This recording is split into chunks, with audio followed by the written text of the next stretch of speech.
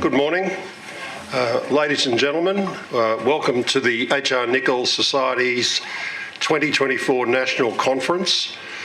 We gather at a critical junction for Australia where decisions that the country makes about workplace relations will define our economic prosperity for decades to come. Today marks a pivotal moment for our society and hopefully the direction I speak of. This morning I'm proud to announce the launch of the Society's largest policy reform proposal to date, the Employment Act, a modern blueprint for the future of work. Hopefully you have a copy of this proposal in front of you. This comprehensive reform paper outlines the urgent need to overhaul Australia's broken workplace relations system. In the weeks and months ahead, I hope this proposal will spark reflection, debate and most importantly, action, both here at the conference and across the broader policy landscape. I ask, why is this reform so crucial? It is because Australia's workplace relations system is broken. Despite the rhetoric around fairness and other sloganeering, the reality is that our Fair Work Act, with its layers of complexity and rigidity, is not fair, nor is it fit for a modern economy. Small businesses are drowning in paperwork, enterprise bargaining has all but been killed off, and the productivity gains that once propelled our economy have slowed to a crawl. In its recent productivity inquiry, the Productivity Commission reported that Australia's average annual labour productivity growth has been the slowest in 60 years. A sobering statistic that should alarm anyone concerned with our nation's long-term prosperity. As the Productivity Commission itself noted, productivity growth is the key to long-term prosperity. It is the process by which people get more for less. This is a crisis that cannot be ignored. The workplace relations framework is shackling our potential. The legislative framework of the Fair Work Act has a one-size-fits-all approach which has stifled innovation and reduced flexibility.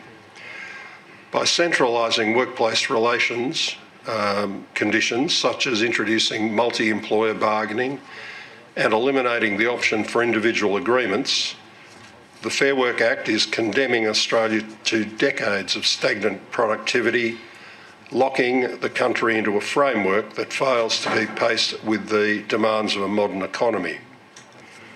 Since the introduction of the Fair Work Act, enterprise bargaining agreements have plummeted from 25,000 in effect at the start of the legislation to fewer than 10,000 today.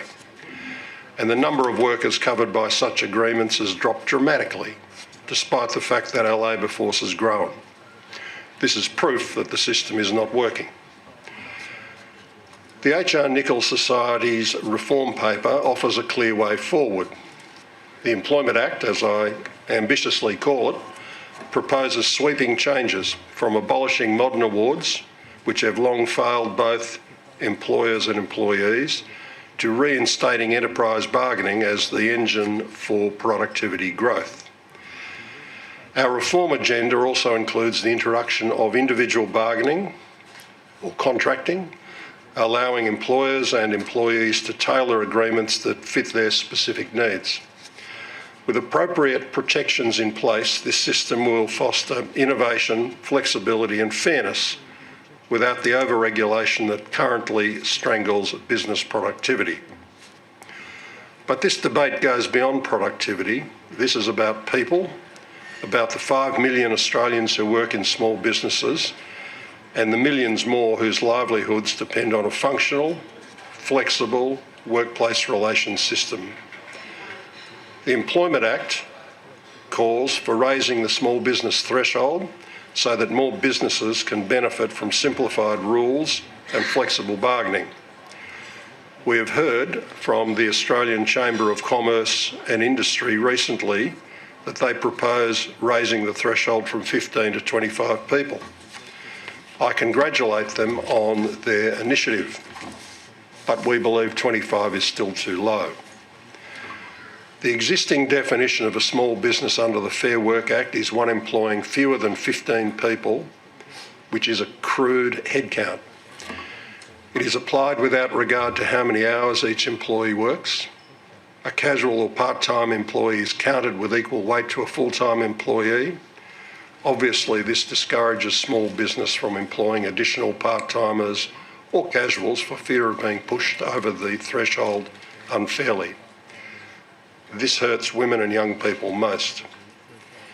There is clear recognition internationally for a wider definition of a small business. The OECD defines SMEs as fewer than 250 people, employees, with small businesses fewer than 50. The UK, Spain and France support that. Canada counts a business small up to 99 employees.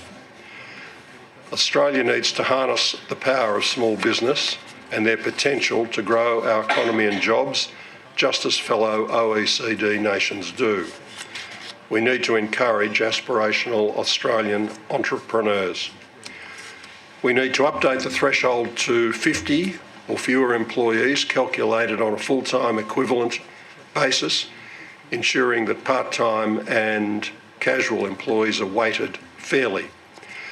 This reform will not only increase prosperity for Australia's entrepreneurs, but also lead to better conditions and wages for their employees. But we don't stop just at small business. We propose other crucial reforms. The safety net. At the core of the Employment Act proposal is a vision to simplify the employment safety net, making it accessible, understandable and effective. Australia's existing national employment standards and modern awards are so convoluted that even large, well-resourced businesses have found themselves unintentionally in breach of them. The hospitality industry award alone runs to 86 pages of pay tables, imposing thousands of separate minimum wage rates. Even awards touted as relatively simple, such as those in the retail sector, result in hundreds of separate pay obligations that small business owners must somehow navigate. This complexity creates a compliance minefield, and it is seen many of Australia's largest organisations, public service, regularly make mistakes in underpaying and overpaying. Let's not ignore the fact that often, in my experience, people just end up paying more than any instruments require of them. It's a system that is failing both employers and businesses. The Employment Act proposes scrapping modern awards altogether and replacing them with a single minimum wage accompanied by national employment standards that are reorganised into two distinct categories: those standards that should apply to all employees and those relevant only to lower income agreement covered workers. This is a fairer system. It ensures businesses, especially small ones, can navigate their obligations while still protecting employees where it matters most. We also propose transitional arrangements for existing employees to work through this movement to a new system. We need to reinstate flexibility in individual bargaining. One of the key features you will see in the proposal is the introduction of individual bargaining. Under the Fair Work Act, the ability for employers and employees to enter into individual agreements has been severely restricted, effectively eliminating one of the most flexible and dynamic tools for workplace relations. This needs to change. The Employment Act calls for individual bargaining to be reinstated as a core part of workplace relations, allowing businesses and workers to negotiate enforceable terms that suit their unique circumstances.